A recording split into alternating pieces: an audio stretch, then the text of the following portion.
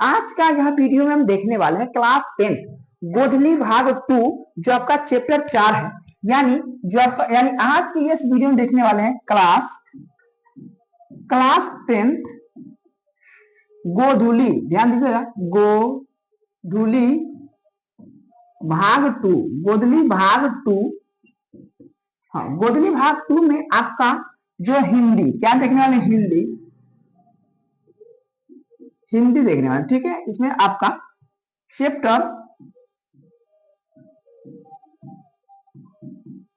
आपका है 4।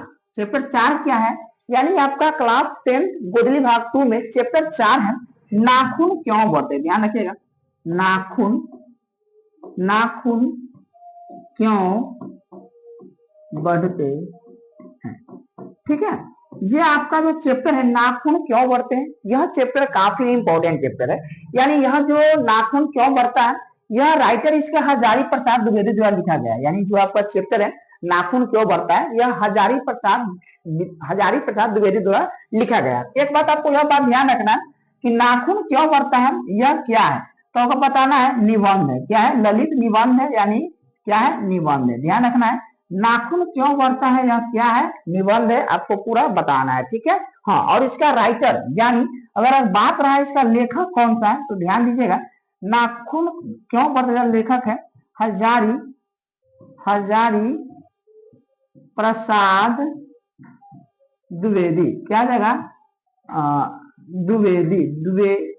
द्विवेदी हजारी प्रसाद क्या जगह, द्विवेदी, ठीक है। इसका जो राइटर है हजारी प्रसाद द्विवेदी जी है। यानी नाखून क्यों बढ़ता है, इसके जो लेखक है हजारी प्रसाद द्विवेदी जी है, ठीक है। एक बात आपको ध्यान दीजिएगा, यह जो चैप्टर है निबंध, और यह चैप्टर में जो नाखून के बारे में जो यानी पार्श्ववृत्ति, यानी जो हमारा जो नाखून है आपके हजारों बार काट दीजिए लेकिन फिर भी क्या होता है, बढ़ जाता है। यानी आप नाखून को कितनों बार काट लीजिए ये आपका बढ़ जाएगा। और यह चैप्टर जो नाखून क्यों बढ़ते हैं, इनसे सवाल पूछा था इनके छोटी जो बेटी थी, यानी जो इनकी छोटी पुत्र थी, यही इसे सवाल किया गया था अपने पिता से कि पिता नाखून क्यों बढ़ते हैं। तो इस पर जो लेखक है वह सोच में पड़ जाता है, ठीक है। आइए हम पहले इसको लेखक परिचय जानते हैं, उसके बाद इसका कहानी में चलेंगे, ठीक है। एक बात आपको समझ में आई जाएगा। एक बात हम आपको बताते हैं, इस पाठ का जो लेखक है इसका जन्म ध्यान दीजिएगा, यहाँ पे इसका लेखक हुआ है हजारी प्रसाद द्विवेदी। और इसका जन्म कहाँ हुआ है पहले आपसे बताइए, तो इसका जन्म कहाँ हुआ है बताइएगा, उत्तर प्रदेश बलिया। ध्यान रखिएगा, एक सेकंड रुक जाइए, इसको क्लियर कर देते हैं। चलिए देखिए इसका जन्म कहाँ हो जाएगा, इसका जन्म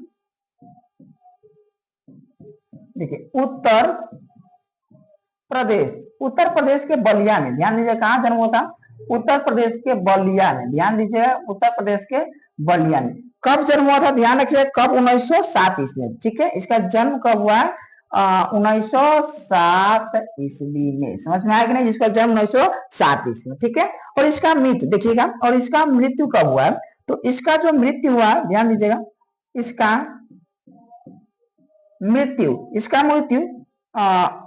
1989 में, कहा 1979 में दिल्ली में हुआ था। कहा हुआ था,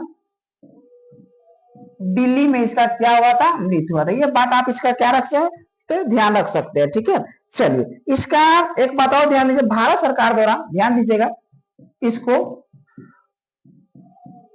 भारत सरकार द्वारा पद्म भूषण का सम्मान मिला था। किसका, पद्म भूषण का सम्मान मिला हुआ था, ठीक है।